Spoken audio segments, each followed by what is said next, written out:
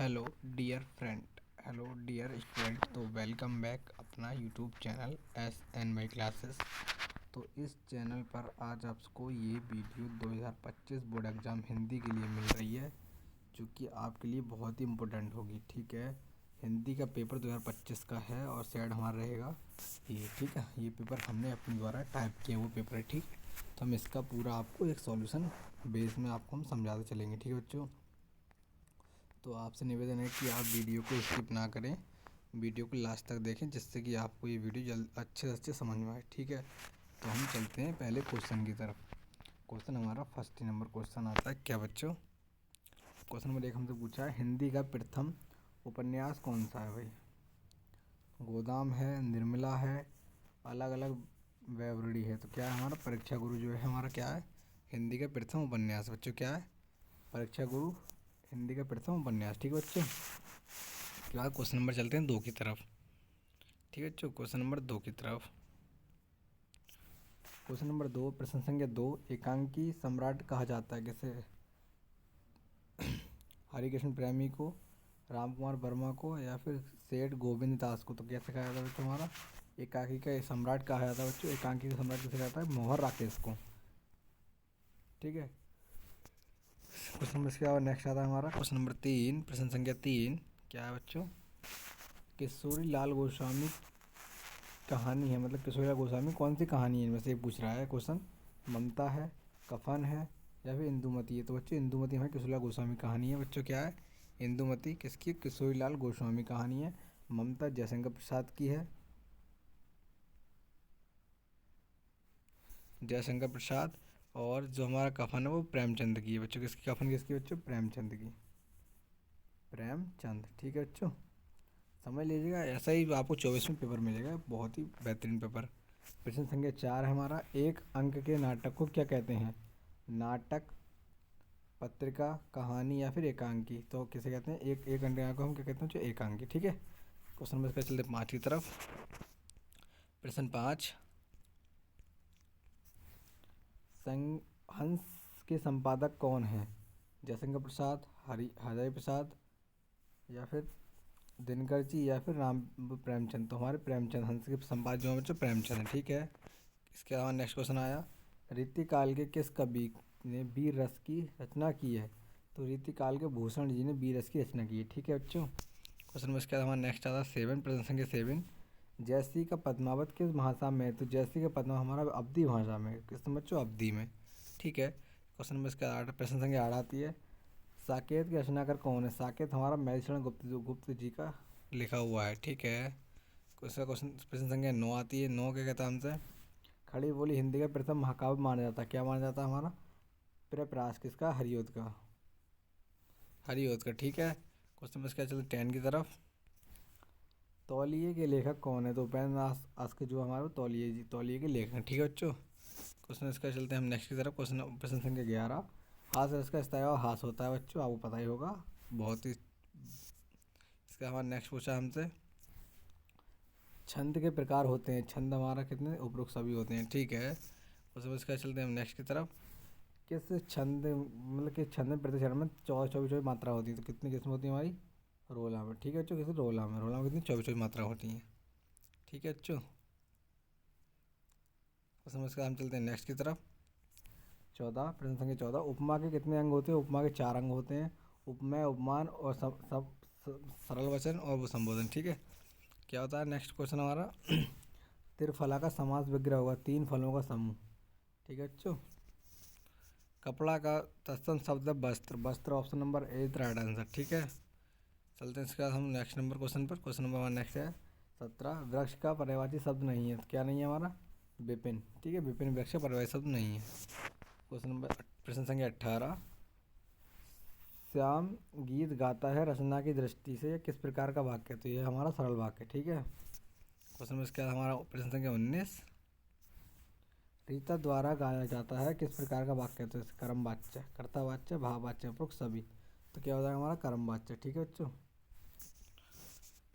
प्रश्न संख्या 20, निम्न में से विकारी पद नहीं है। कौन नहीं है? वह। वह क्या है हमारा? सर्वनाम है, सर्वनाम। ठीक है, बाकी सब क्या है? नाउन। मतलब संज्ञा संज्ञा। ठीक है, चलते हैं वर्णनात्मक पद। अब बच्चों चलते हैं हम सीधे वर्णनात्मक की तरफ। वर्णनात्मक कौन कौन से क्वेश्चन आपसे पूछे गए थे, कौन कौन से गद्यांश आए थे। ठीक है, ये गद्यांश तैयार कर लीजिएगा, बहुत ही इंपॉर्टेंट गद्यांश है। तो क्या है हमारा, कुसंग का ज्वार सबसे भयंकर होता है, यह केवल नीति और समृद्धि का ही नाश नहीं करता बल्कि बुद्धि का भी क्षय करता है। किसी युवा पुरुष की संगति यदि बुरी होगी तो उसका परिणाम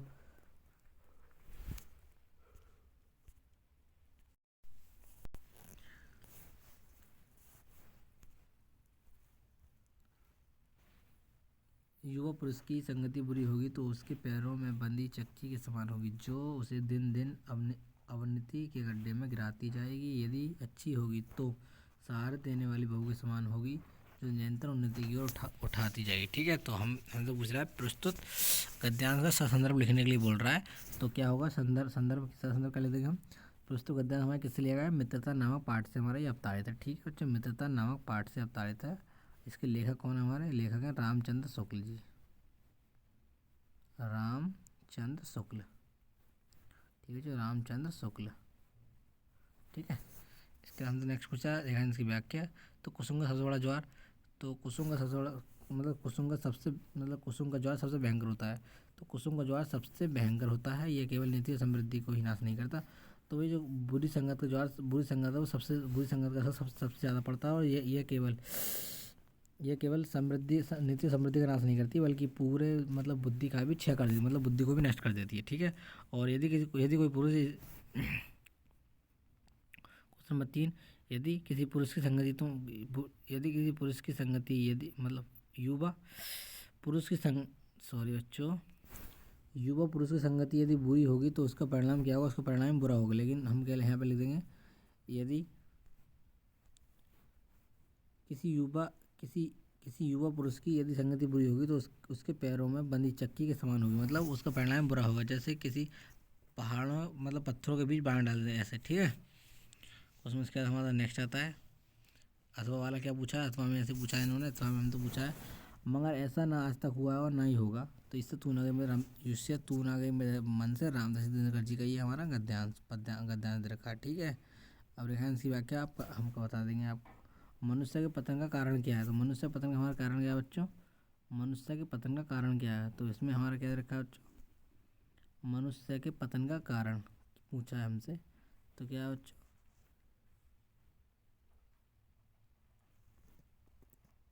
मनुष्य निंदा नहीं, यहाँ से कि संसार में कोई मनुष्य निंदा से नहीं गिरता, उसके पतन का कारण सदम गुणा का हास है, और इसी प्रकार कोई मनुष्य दूसरे की निंदा करने से उन्नति नहीं कर सकता। ठीक है, बस इतना लिखना था। इसके क्वेश्चन में चलते हैं नेक्स्ट की तरफ। नेक्स्ट हमसे क्या पूछा है, ये गद्यांश दे रखा है आपको। ठीक है, तो इसके हम आंसर बता देते हैं आपको, क्या क्या आंसर होंगे बच्चों।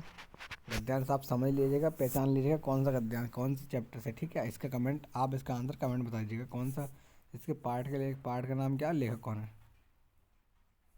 ठीक है, क्या है, जगतु जनायो और जी ही सकल में अलंकार कौन सा है, तो इसमें कौन सा अलंकार होगा बच्चों, अनुप्रास अलंकार।